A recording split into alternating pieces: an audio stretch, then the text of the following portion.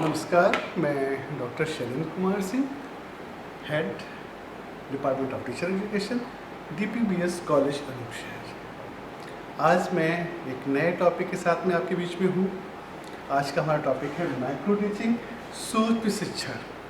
आज हम जानेंगे माइक्रो टीचिंग क्या होती है, माइक्रो टीचिंग साइकिल क्या होता है, माइक्रो टीचिंग का उद्देश्य क्या है और माइक्रो टीचिंग एक भावी शिक्षक के लिए जरूरी क्यों है। आइए शुरू करते हैं अपना ये वीडियो। वेरी फर्स्ट हम आते हैं माइक्रो टीचिंग की परिभाषा पर। माइक्रो टीचिंग परिभाषा क्या है? तो very first, micro teaching is a teacher training technique involving the practice of teaching skills in short controlled lesson. बहुत सिंपल सी बात है कि हम माइक्रो टीचिंग में, सूक्ष्म शिक्षण में एक शिक्षण कौशल को नियंत्रित स्थिति में हम विकसित करते हैं, उसका अभ्यास करते हैं। इसकी शुरुआत 1963 में D.W. एलन ने की थी। इनका ये फोटो यहाँ पर मैंने लगा रखा है। इन्होंने स्टैनफोर्ड यूनिवर्सिटी में सबसे पहले माइक्रो टीचिंग की शुरुआत की और इन्होंने 14 टीचिंग स्किल्स के बारे में बताया। ये 14 टीचिंग स्किल हैं जो एक भावी शिक्षक में होनी चाहिए, एक टीचर में होनी चाहिए। खैर आगे आते हैं। की फीचर्स जो इन्होंने मेंशन किए हुए हैं वो है फोकस ऑन स्पेसिफिक स्किल। हम जब भी शुरू करेंगे तो कोई एक स्किल लेंगे, वो 14 स्किल एक साथ नहीं लेनी है हमें। माइक्रो टीचिंग में एक एक करके हमें स्किल का विकास करना होता है, तो एक एक स्किल का विकास करेंगे। दूसरी बात आती है शॉर्ट ड्यूरेशन, स्मॉल ग्रुप। बहुत अच्छी बात है। हमने पहले भी कहा था कि नियंत्रित परिस्थितियों में हमें करनी है, तो ड्यूरेशन शॉर्ट। जो हमारा एक माइक्रो प्लान बनेगा, सूक्ष्म शिक्षण पाठ्य योजना बनेगी, वो 5 से 6 मिनट में पूरी हो जानी है। और उसको बनाने के लिए हर टीचिंग स्किल के अपने घटक हैं, कंपोनेंट हैं, और उन कंपोनेंट को ध्यान में रखते हुए ही हमें उस पर्टिकुलर टीचिंग स्किल का प्लान तैयार करना है और उसे एग्जीक्यूट करना है, उसे पढ़ाना है। और ये इसका जब निरंतर अभ्यास करेंगे तो वो टीचिंग स्किल जो है उसका अच्छे से विकास हमें हो जाएगा। अगली बात है स्मॉल ग्रुप। देखो, एक बड़ी क्लास होती है और एक बड़ी क्लास में किसी चीज़ को डेवलप करना थोड़ा सा मुश्किल भरा हो सकता है। हर बच्चा उस तरीके से पूरी क्लास को कंट्रोल नहीं कर सकता है।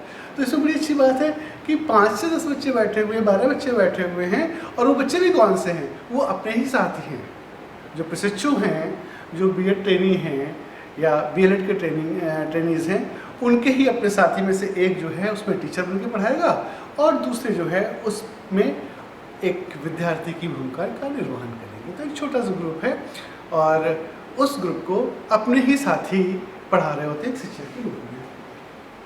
अगली बात आती है, हम इसकी हिस्ट्री को देख लेते हैं। तो वेरी फर्स्ट है ग्लोबल ओरिजिन। जो मैंने भी बात की थी, वैश्विक स्तर पर हम देखें तो सबसे पहले 1963 में D.W. एलन ने जो है इसको प्रारंभ किया था, और ये आपने देखा हुआ, ये नाम लिखा हुआ है एलन साहब का। और इन्होंने स्टैनफोर्ड यूनिवर्सिटी में ये प्रोफेसर थे और वहाँ पर इन्होंने सोचा कि एक जो जटिल कार्य है, शिक्षण एक जो जटिल कार्य है, उसको कैसे बहुत ही सरल और सहज बनाया जाए। तो उन्होंने कहा कि भाई हम किसी भी चीज़ को एक साथ अगर सीखना चाहते हैं, जिससे बहुत सारी जटिलताएं हैं, तो उन जटिलताओं को कैसे हम कम कर सकते हैं। तो उन्होंने कहा कि उनको हम अलग अलग एक पाठ को बांट देते हैं। तो पाठ की शुरुआत प्रस्तावना से करते हैं और पाठ के समापन तक उस बीच में उन्होंने 14 टीचिंग स्किल जो है दी। और उन्होंने कहा कि अगर एक एक करके सारी स्किल्स को डेवलप कर लेंगे तो निश्चित तौर पर जो जटिलता भरा कार्य है टीचिंग का, जो सीखने का है, वो बहुत सहजता और सरलता से भावी शिक्षक सीख सकते हैं। अब हम बात करते हैं इंडिया में। तो इंडिया में सबसे पहले जो रिपोर्ट है 1967 की है और उसमें नाम आता है D.D. तिवारी, और ये इन्होंने किया हुआ था government centre pedagogical institute Allahabad में 1967 में। तो देखिए यहाँ पर जब हम वैश्विक स्तर की बात करते हैं तो शुरुआत है 1963 में, और जब हम भारत की बात करते हैं तो बात आती है 1967। 4 साल बाद में भारत में भी DD तिवारी ने अपने भारतीय परिप्रेक्ष्य में उन शिक्षण कौशलों को लिया और उसके साथ में जो है माइक्रो टीचिंग की सुशिक्षण की शुरुआत भारत में की। लेकिन भारत की अगर बात करें तो एक बड़ा नाम आता है डॉक्टर BK पासी का। और वो BK पासी जी थे, जैसे WL लेन थे, इनको फादर ऑफ माइक्रो टीचिंग कहा गया, एलन साहब को। और जब भारतीय परिप्रेक्ष्य की बात करते हैं तो भारतीय पिता की बात करते हैं अगर, तो वो हैं BK Pasi, professor BK Pasi. उनको भारतीय माइक्रो टीचिंग का सुशिक्षण का जनक कहा जाता है। तो BK पासी साहब ने जो है 1976 में इसको बहुत अच्छे से प्लान करके, नियोजित करके इसकी शुरुआत की। और BK पासी साहब लगातार सूक्ष्म शिक्षण के उन्नयन में, संवर्धन में लगे रहे। अलग अलग विश्वविद्यालयों में जाकर के उसकी कक्षाएं लेते रहे और जो बारीकियाँ थीं और जो शिक्षण कौशल थे उनको बहुत सहजता से उन्होंने विद्यार्थियों तक, शिक्षकों तक, शिक्षण प्रशिक्षण महाविद्यालयों तक पहुंचाने का कार्य किया। हाँ, यहाँ एक बात और बता दूं कि जो डॉक्टर BK पासी रहे, प्रोफेसर BK पासी रहे हैं, इन्होंने 13 शिक्षण कौशल बताए, 13 टीचिंग स्किल्स दी कि भाई ये होनी चाहिए भारतीय परिप्रेक्ष्य को देखते हुए। जो भारतीय शिक्षा प्रणाली है उसके अनुरूप जो है 13 अलग अलग उन्होंने टीचिंग स्किल्स दी थी। तो ये बात रही, तो एक बार फिर से देख लेते हैं। 1963 में स्टैनफोर्ड यूनिवर्सिटी में DW एलेन ने उसकी शुरुआत की और इंडिया में 1967 में DD तिवारी जी ने शुरुआत की और भारत में इसको बृहद रूप में विस्तारित करने का जो कार्य किया वो प्रोफेसर BK पासी ने किया। 1976 से इन्होंने इसकी शुरुआत की। अब आते हैं इसके साइलेंट फीचर क्या क्या है, इसकी विशेषताएं क्या है। तो पहली विशेषता है स्केल डाउन कम्प्लेक्सिटी। जो मैंने पहले बात की थी, जो शिक्षण की जटिलताएं हैं उन जटिलताओं को कैसे कम किया जाए, कैसे हम जो विद्यार्थी में व्यवहार में परिवर्तन चाहते हैं, मॉडिफिकेशन चाहते हैं, वो कैसे है। तो उसके लिए सबसे पहली चीज़ क्लास साइज बहुत मैटर करता है। बहुत बार बच्चे जो है इस क्लास साइज को लेकर के परेशान होते हैं और क्लास साइज अगर बड़ा होता है और पहली बार कोई बच्चा पढ़ाने जा रहा है, कोई प्रशिक्षु पढ़ाने जा रहा है, तो कहीं ना कहीं पर वो हतोत्साहित भी हो सकता है अगर उसमें कहीं ना कहीं कोई कमी है। और अब देखो, जब हम व्यवहार में परिवर्तन कर रहे हैं, संवर्धन कर रहे हैं, हम एक विद्यार्थी के व्यक्तित्व को एक अच्छे शिक्षक के रूप में ढाल रहे हैं, तो निश्चित तौर पर सुधार की संभावनाएं होती हैं। तो छोटी क्लास हो तो सबसे पहली चीज़ यहाँ पर स्केल डाउन कम्प्लेक्सिटी में very first is the number of student जो है रिड्यूस हो गया। वो 40 बच्चों की 60 बच्चों की क्लास ना होकर के 5, 10, 12 बच्चों के क्लास रह गया। दूसरी बात ड्यूरेशन। एक बच्चा प्लान बनाता है और उस प्लान को पढ़ाने के लिए 40 मिनट का प्लान है, 35 मिनट का प्लान है, 30 मिनट का प्लान है, समय लगता है, उसकी प्रिपरेशन में समय लगता है, फिर उसको एग्जीक्यूट करने में बहुत सारी अलग अलग जटिलताएं आती हैं। तो उसको भी समाप्त किया गया और वो प्लान जो है वो ये 5 से 10 लिखा हुआ है, बट ये इट इज़ द मेरे अकॉर्डिंग जो है ये 5 to 6 मिनट्स जो है वो पर्याप्त है। 5 से 6 मिनट में ये जो है अपने आप में पर्याप्त है। तो ये 10 की जगह पे ये 6 मिनट पर्याप्त है। 5 से 6 मिनट का एक प्लान है, बहुत आसानी से आप पढ़ा सकते हैं। दूसरा है कंटेंट। अब जो कंटेंट है, तो हमने कहा ना कि अलग अलग कई सारी शिक्षण कौशल हैं, अलग अलग टीचिंग स्किल्स हैं। तो एक बार में हम केवल एक शिक्षण कौशल को लेकर के चलेंगे। अगर हमने इंट्रोडक्टरी स्किल लिया तो हमें इंट्रोडक्टरी स्किल का प्लान बनाना है और उसको ही एग्जीक्यूट करना है। तो हमें बहुत सारा कंटेंट नहीं चाहिए, बहुत एक छोटा सा सूक्ष्म प्लान है और उसको हमने तैयार कर लिया। हम दूसरी स्किल पहुँचे, इसके क्वेश्चनिंग स्किल पहुँचे तो हमने क्वेश्चनिंग स्किल बना लिया। तो इस तरीके से हमने क्या किया, कंटेंट को बहुत सवाल कर दिया, वो भी स्केल डाउन हो गया जाकर के। ठीक है ना। तो इतनी बात हो गई जाकर के पर्टिकुलर जो जटिलता को कम करने के लिए, जो सहजता करने के लिए हमने वो चीज़ें की माइक्रो टीचिंग में। फिर है स्किल स्पेसिफिक फोकस। अब यहाँ पे बहुत अच्छी बात क्या आती है कि हम केवल एक टीचिंग स्किल पर एक बार फोकस करते हैं। वन स्पेसिफिक टीचिंग स्किल्स, वो कोई भी हो सकती है। और हम ज़्यादा अच्छी बात है कि हम शुरुआत करें इंट्रोडक्टरी से, प्रस्तावना को से शुरुआत करें, क्वेश्चनिंग से, रखें, उसके बाद में प्रश्न कैसे किया जाए, बच्चों से उत्तर कैसे लिया जाए, कैसे हम बच्चों को एक्सप्लेनेशन दे सकें, कैसे हम बच्चों में स्टिमुलस वेरिएशन कर सकें, कैसे उनकी परिवर्तन कर सकें, कैसे उनको पुनर्बलन दे सकें, रिइंफोर्समेंट स्किल, और कैसे ब्लैक बोर्ड बच्चे कार्य करें। तो संपर्क कौशल, इस तरह की जो प्रमुख टीचिंग स्किल्स हैं उनको जो है फोकस करते हैं। लेकिन एक बार में जब एक तो परफेक्ट हो जाएंगे तभी हम दूसरी स्किल में पहुंचेंगे, दूसरी का प्लान बनाएंगे, अदरवाइज हम पहले को ही बराबर रीटीच करते रहेंगे, रीफीडबैक उसका होता रहेगा। अभी हम माइक्रो टीचिंग में इस चीज़ को, माइक्रो टीचिंग साइकिल में इस चीज़ को बहुत अच्छे से लाएंगे। ठीक है, आगे आते हैं हम लोग, कुछ और है। वेरी फर्स्ट इमीडिएट फीडबैक है, अगली बात आती है इमीडिएट फीडबैक। ये भी एक बहुत महत्वपूर्ण इसकी विशेषता है। अभी हम माइक्रो टीचिंग साइकिल देखेंगे तो हम देखेंगे उसमें स्टेप होते हैं। बच्चा पहले प्लान करके लाता है, प्लान के बाद में फिर वो प्लान करता है, देन टीच करता है, और टीच करने के बाद में फीडबैक। अब फीडबैक के बाद में फिर क्या होता है, अगर वो परफेक्ट है कि हाँ भाई सारे कंपोनेंट को ध्यान में रख के उसने प्लान बनाया है, सारे कंपोनेंट में को ध्यान में रख करके उसने पढ़ाया है और एवरीथिंग इज द परफेक्ट, तो फिर उसे बहुत ज़्यादा जरूरत नहीं कि वो आगे उसको रीटीच करे। लेकिन जो आदर्श कंडीशन है उसमें हम उसको रीटीच कराते हैं, रीप्लान कराते हैं, रीप्लान कराने के बाद में फिर रीटीच कराएंगे और फिर रीफीडबैक। और रीफीडबैक के बाद हम ये जानेंगे कि वास्तव में बच्चे में जो कंपोनेंट है उसके हिसाब से उसका व्यवहार में परिवर्तन है, संवर्धन है अथवा नहीं है। अगर आपको लग रहा है कि अभी परफेक्शन नहीं है, अभी हम परफेक्ट नहीं हुए हैं, तो हमें क्या करना है, हम फिर से पहुंचेंगे रीप्लान पे। ये प्रक्रिया यहाँ पर आई, हम माइक्रो टीचिंग साइकिल में इसको और अच्छे से समझेंगे। क्या अगली बात आती है control and safe environment. Control मतलब सारी चीज जो है वो एक कंट्रोल वे में है, कम समय है, कम बच्चे हैं, छोटा सा प्लान है, अब और जो बच्चे भी हैं वो भी अपने ही साथी हैं। और हम यहाँ पे क्या कर सकते हैं, एक अच्छी आइडिया होता है कि जब बच्चा पढ़ा रहा होता है तो हम उसको एक वीडियोग्राफी कर लेते हैं। वीडियोग्राफी करने से क्या होता है कि बच्चा खुद से भी अपने आप को मूल्यांकित कर सकता है, अपनी कमियों को देख सकता है, उसमें वो सुधार कर सकता है। अगली बात आती है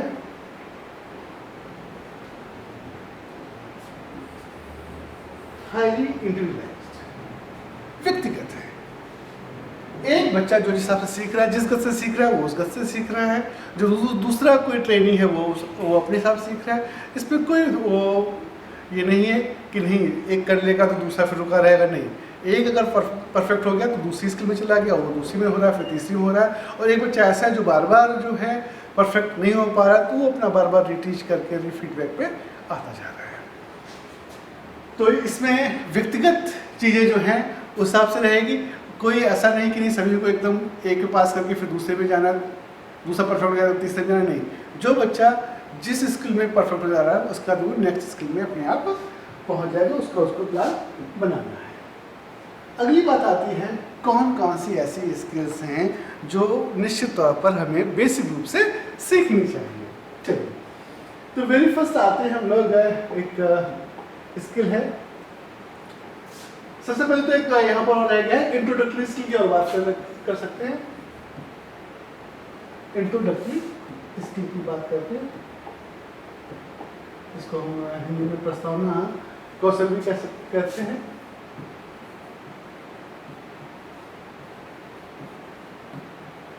इंट्रोडक्टरी स्किल में क्या है कि पाठ की शुरुआत कैसे करें, कैसे बच्चे के जो पूर्व ज्ञान से हम नवीन ज्ञान को बच्चों को जोड़ें। और ये बहुत जरूरी होता है कि हम बच्चों को उसके पूर्व ज्ञान से नवीन ज्ञान से जोड़ें। उससे बच्चे में एक मोटिवेशन होता है कि हाँ अच्छा ये चीज़ ऐसी थी, अब मुझे ये चीज़ नहीं सीखनी चाहिए। वो जब इंटर कनेक्ट होता है, जब वो लिंक्ड होता है कि हाँ साहब इससे जुड़ा हुआ है, तो बच्चे में थोड़ा सा जागरूकता आती है और वो ज़्यादा ध्यान से उस चीज़ को पढ़ता है। तो इंट्रोडक्टरी स्किल शुरू करते हैं जहाँ पर हम पूर्व ज्ञान से नए ज्ञान को जोड़ने का प्रयास करते हैं। देन आफ्टर हम अगली बात पे आते हैं जो अगली स्किल है वो है क्वेश्चनिंग। बहुत इंपॉर्टेंट है। कैसे हमें क्वेश्चन पूछना है, आस्किंग क्लियर। देखो अभी अगर हम एक बात कर रहे हैं, क्वेश्चन पूछते हैं ताजमहल कहाँ स्थित है, बहुत ही सिंपल सा क्वेश्चन है। बच्चों के आंसर क्या क्या आ सकते हैं। एक बच्चा कहता है ताजमहल आगरा में स्थित है, दैट्स राइट। दूसरा बच्चा कहता है ताजमहल यमुना के किनारे स्थित है, ये भी सही है। एक बच्चा कहता है ताजमहल उत्तर प्रदेश में है, ये भी सही है। एक बच्चा कहता है ताजमहल तो भारत में स्थित है, तो वो भी सही है। लेकिन हमें एक स्पेसिफिक आंसर चाहिए। अगर हमें शहर चाहिए कि आगरा आना चाहिए उसके उत्तर में, तो हम उस क्वेश्चन को रिफॉर्म करेंगे। ताजमहल किस शहर में स्थित है, तो निश्चित तौर पर बच्चे का उत्तर जो है वो आगरा आएगा। तो क्वेश्चन कैसे हो, कैसे उन्हें पूछा जाए, ये सब कुछ सीखते हैं हम लोग क्वेश्चन से। और क्वेश्चन जो है ना कैसे हो, जो बच्चे में थोड़ा सा हलचल मचाएं, उनके ब्रेन में हलचल मचाएं, अनुमान ना लगा पाए। अगर हम पूछें क्या ताजमहल आगरा में स्थित है, तो कोई हाँ कहेगा कोई ना कहेगा, तो वो बहुत उचित नहीं है। ऐसे क्वेश्चन नहीं होने चाहिए। तो निश्चित तौर पर हमें एक प्रश्न को बहुत संक्षिप्त और बहुत ही सुस्पष्ट बनाना चाहिए। और पूछना कैसे है, जितने बच्चे बैठे हुए क्लासरूम में, तो हमें एक क्वेश्चन हमेशा सामूहिक रूप से डिलीवर करना चाहिए। आई टू आई कॉन्टैक्ट रखते हुए हमने एक क्वेश्चन डिलीवर कर दिया। और जब उत्तर की बात आए तो स्पेसिफिक एक बच्चे को बोले कि चलो, एक बच्चे को बोले कि आप उत्तर दो। इस तरीके से प्रश्न हमेशा सामूहिक और उत्तर हमेशा व्यक्तिगत लेना चाहिए। खैर, इसमें और बातें करेंगे जब हम इस स्किल को डिटेल में पढ़ेंगे। अगली स्किल आती है एक्सप्लेनिंग। ये बहुत एक्सप्लेन करना है, कैसे स्पष्ट करें। बच्चे से मैं क्वेश्चन पूछा और बच्चा उस क्वेश्चन में कहीं ना कहीं पर नहीं बता पा रहा है, तो हमें क्या करना है, हमें उसको एक्सप्लेन करना है, उसको स्पष्टीकरण देना है।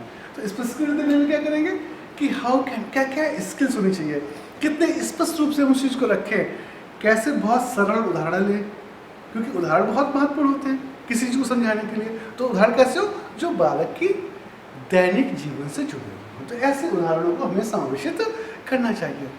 हम कोई टीचिंग एड दिखा सकते हैं, लेकिन अगर हम केवल अगर एक्सप्रेशन दे रहे हैं तो हमें उदाहरण और दृष्टांतों के सहारा लेना पड़ेगा। हाँ, अगर हम डेमोन्स्ट्रेशन की बात कर रहे हैं तो हम कोई चीज़ उसको दिखा भी सकते हैं। खैर, अगली बात आती है रीइंफोर्समेंट। ये भी बहुत जरूरी है। रीइंफोर्समेंट में क्या, पुनर्बल देना। बच्चा जो है वो उसमें प्रेरणा जगे, स्वप्रेरणा जगे। एक बच्चे ने सही उत्तर दिया, अब हमने क्या किया, ठीक है, और हमने कहा अरे बहुत बढ़िया, वेरी गुड, गुड, शाबाश, या कुछ नॉन वर्बल है, तो क्या हुआ, बच्चा का अरे वाह मैंने उत्तर दिया और सर ने मेरी सराहना की।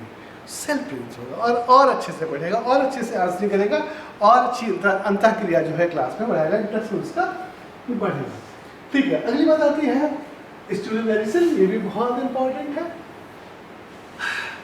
क्या खास बात है, जब लंबी क्लास होती है तो बच्चे कहीं ना कहीं पर थोड़े से बोर होने लगते हैं, या कहीं ना कहीं पर बच्चे जो है विषय से हटने लगते हैं, एकाग्र नहीं रह पाते हैं। तो हम उनको कैसे विषय पर एकाग्र रखें, कैसे उनका कॉन्सेंट्रेशन विषय पर रखें, उसके लिए स्टूडेंट वेरिएशन हमें करना होगा। इसके लिए हम लोग क्या क्या कर सकते हैं, हम अपनी जो वॉइस है उसमें चेंज ला सकते हैं। ऐसा भी हो सकता है कि हम बच्चों को एकदम साइलेंट हो जाएं, हम बच्चों के समीप चले जाएं। तो सो मेनी थिंग्स जो हम इसमें कर सकते हैं, और जिससे बच्चा जो है कॉन्सेंट्रेट होकर के आपकी बात को अच्छे से सुनेगा। और देखो सीधा सा है इसमें कि जो बच्चा कॉन्सेंट्रेशन रखेगा पढ़ाई में, सीखने में, निश्चित तौर पर वो सीखेगा। और अगर उसने कॉन्सेंट्रेशन नहीं रखा, कॉन्सेंट्रेशन लूज किया, तो निश्चित तौर पर वो सही ढंग से उस विषय को नहीं समझ पाएगा। तो बहुत जरूरी है इसके। और एक बहुत ही बड़ा, बहुत ही इम्पॉर्टेंट जो है वो ब्लैक बोर्ड। इसके ब्लैक बोर्ड का कैसे उपयोग करें। बच्चे जो है ब्लैक बोर्ड पर कई बार जो भी पढ़ा रहे होते हैं उसका सारांश लिख रहे होते हैं, कुछ समझा रहे होते हैं, कोई चित्र बना रहे होते हैं। कैसे उसका उपयोग करना चाहिए, अक्षर कैसे हों, कैसी लाइन में लिखा हुआ होना चाहिए, कैसे कलर चाक का उपयोग करें, या रंगीन मार्कर हमने ले रखे हैं, अगर वाइट बोर्ड है तो कैसे हम रंगीन कलर का उपयोग करें, कहाँ पर रंगीन करना है और कहाँ पर केवल ब्लैक का करना है। तो ये सारी चीज़ें हमें सीखनी है, इसमें ब्लैक बोर्ड स्किल है, ताकि जो बच्चे यहाँ पर अंकित करें ब्लैक बोर्ड पर, जो टीचर अंकित करे, वो बालक जो भी विद्यार्थी बैठे हुए हैं वो बहुत आसानी से उस विषय को समझ सके। तो ब्लैक बोर्ड का कार्य जो है बहुत ही नीट एंड क्लीन होना चाहिए, क्लियर होना चाहिए, सुस्पष्ट होना चाहिए। तो वो एक स्किल है। तो ये तो एक प्रमुख स्किल है। इसके अलावा और बहुत सारी स्किल्स हैं जिन स्किल्स को जो है हमें स्वयं में सीखना होता है, ताकि हम ज़्यादा अच्छे से अपने शिक्षण को प्रभावशाली बना सकें।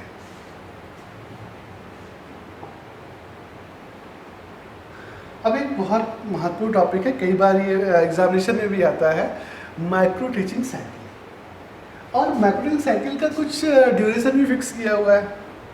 तो भारतीय परिपेक्ष में 36 मिनट के लिए दिया हुआ है, मैंने यहाँ पर मेंशन किया हुआ है कि देखिए पहले तो इसके स्टेप समझ लेते हैं। 6 मुख्य स्टेप हैं। वेरी फर्स्ट प्लान करना है, ये पहला है, ये पहला स्टेप है आपका। दूसरा स्टेप है हमने उसको टीच किया, पढ़ाया। तीसरा स्टेप है हमने फीडबैक दिया। चौथा स्टेप है रिप्लान करना। पांचवा स्टेप है रीटीच करना और छठवां है रीफीडबैक करना। अभी हम इन पर लिख के आते हैं। आपने एक टीचिंग स्किल का चुनाव किया कि आज बच्चा ये सीखेगा। इंट्रोडक्टरी स्किल हमने दे दी। अब बच्चे ने क्या किया, इंट्रोडक्टरी स्किल के हिसाब से प्लान बना करके ले आया। तो ये हो गया उसका प्लान, जब वो एक माइक्रो लेसन प्लान लेकर के क्लास में आता है।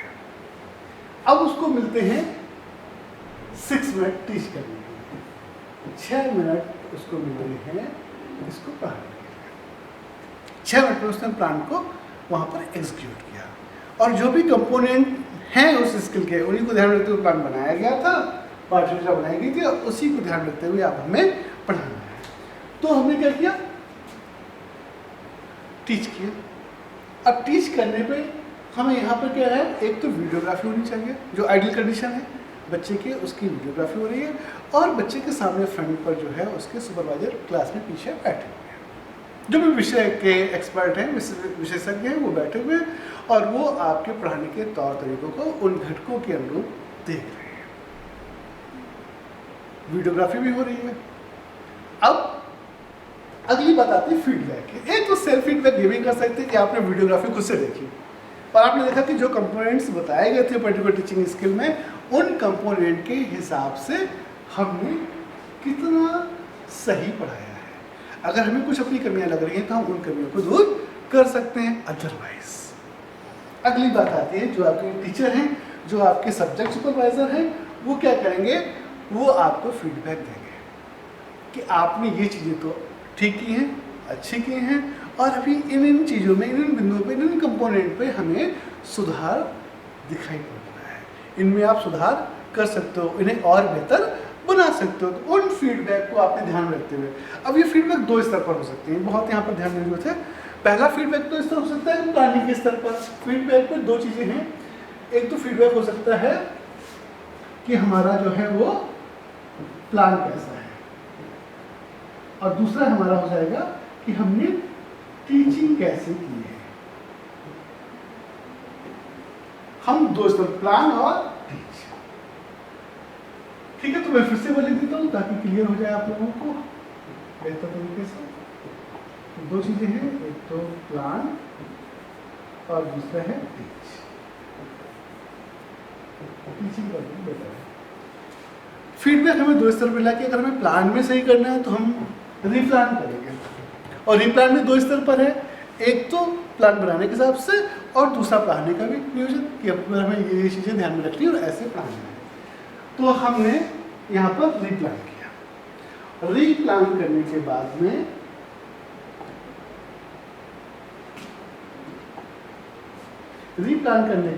हमने अब देखिए यहाँ पर 6 मिनट मिले थे, फीडबैक के लिए भी 6 मिनट मिले हुए हैं हमको, और इसके बाद में रीप्लान के लिए हमको मिल रहे हैं 12 मिनट। पहले बताया था रीप्लान जो है वो 12 मिनट का हो रहा है। तो यहाँ पे 6 मिनट, ये भी 6 मिनट थे, ये भी 6 मिनट थे, और ये हो गया हमारे 12 मिनट। अब हमने सोच लिया, हमने प्लान में जो चेंज करना है तो प्लान में चेंज कर दिए। जो हमें लग रहा था कि हमें कैसे पढ़ाना है हमने वो भी प्लान कर लिया, और हम अगली बार आ गए हैं टीच करने के लिए, उसे कहते हैं रीटीच। और फिर से आपको 6 मिनट मिले हैं जहाँ पर आप फिर से रीटीच करेंगे। और रीटीच करने के बाद में बिल्कुल वही प्रक्रिया दोहराइए जो पहले हुई थी। रीटीच के बाद में फिर से रीफीडबैक है, फिर से वीडियोग्राफी आपकी हुई थी। आप सेल्फ फीडबैक खुद से ले सकते हो कि हाँ ये कमी रही थी, और दूसरा आपके सुपरवाइजर है वो आपको बता देंगे क्या कमी आ रही, क्या परफेक्शन कहाँ है। तो इसके लिए भी 6 मिनट्स पहले से निर्धारित है कि 6 मिनट्स में हमें ये कर लेना है। और अब यहाँ बहुत जरूरी आ जाता है कि सामान्य तौर पर जो ये दे रखा है कि भाई 36 मिनट में कंप्लीट हो जाना चाहिए, तो दूसरा जो दौर चल रहा है इसके हिसाब से तो यहाँ पर हमें ये स्किल में हम परफेक्ट हो जाए, लेकिन ये सदैव संभव नहीं होता है। कुछ बच्चे जो है वो तो हो जाते हैं, लेकिन बहुत सारे बच्चे होते हैं जो यहाँ पे परफेक्ट नहीं हो पाते। तो यहाँ पे हम देखो कि 2 लाइन और खींच देते हैं ताकि आप और अच्छे से समझ सकें। ये लाइन यहाँ पे मैंने खींच दी है। इस लाइन का मतलब ये है कि अगर बच्चा परफेक्ट है, अगर यहाँ पर हो गया परफेक्ट, बच्चा अगर हो गया यहाँ पे परफेक्ट, यहाँ पे हो गया परफेक्ट, परफेक्ट हो गया, तो वो निश्चित तौर पर ये अगले प्लान में चला जाएगा। और यदि परफेक्ट नहीं हुआ है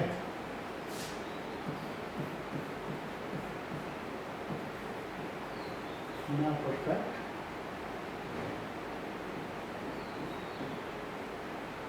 ना परफेक्ट, तो क्या होगा, ये यहाँ पर क्लास में पाएगा, और ये जो है प्रक्रिया फिर से कहाँ पे आ जाएगी, रीप्लान पे आ जाएगी। परफेक्ट नहीं हुआ तो रीप्लान, फिर से रीटीच, रीफीडबैक, और ये छोटा साइकिल जो है ये तब तक चलता रहेगा जब तक विद्यार्थी पर्टिकुलर टीचिंग स्किल में परफेक्ट नहीं हो जाता। और जैसे परफेक्ट होगा, जैसे परफेक्ट होगा वैसे वो जो है सीधे यहाँ पर पहुँच जाएगा। यहाँ पर न्यू टीचिंग स्किल का प्लान करेगा, न्यू टीचिंग स्किल ले लेगा, टीचिंग स्किल ले लेगा और उसका प्लान कर लेगा। और परफेक्ट अगर नहीं हो रहा है तो मैं बार बार कह रहा हूँ कि इस छोटे गोले में तब तक घूमता रहेगा जब तक वो परफेक्ट नहीं हो जाता है। तो ये बात रही मुख्य रूप से आपके माइक्रो टीचिंग की। इसमें अभी बहुत सारी चीज़ें हैं पढ़ाने के लिए, जिन्हें हम अगले वीडियो में कवर करेंगे। तो सिंपल सी बात है, माइक्रो टीचिंग बहुत ज़रूरी है, और इसमें हम अलग अलग विभिन्न शिक्षण कौशलों का विकास करते हैं। छोटी सी कक्षा होती है, 5 से 10 विद्यार्थी होते हैं, और वो विद्यार्थी भी अपने ही साथी होते हैं, और 5 से 6 मिनट का समय होता है। छोटा सा माइक्रो प्लान होता है और उसे पढ़ा लेते हैं।